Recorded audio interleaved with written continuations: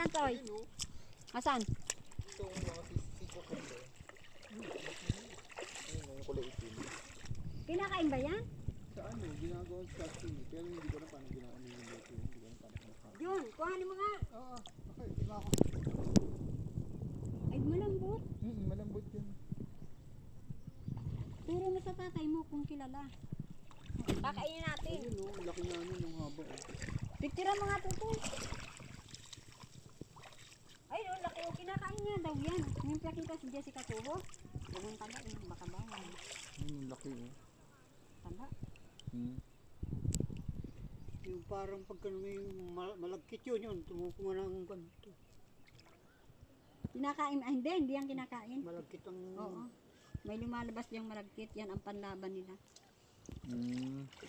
Hindi yan, pinakita yun sa ano, sa vlog, yung nagbabag.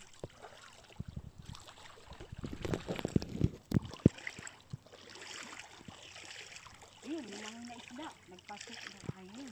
Butiki. Hindi. Isda yan. Sabi ko nga. Meron palang isda na para din anak ni Tiki. Ano? Naandali, napunta sa mga ano eh. Diyan, dukutin mo yung butas at baka ni alimango. Hindi mo kusabang. Ah, ganun ba ganun? Malalang makatuloy.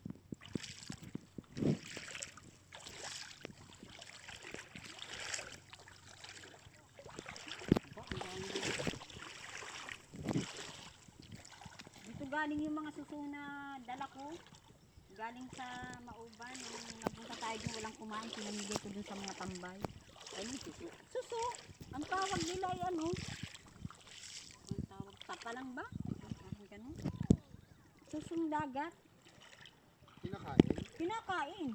Huwag ka naman ano. Walang alam kumain. Ay hindi alam Ano na tsura? tayo.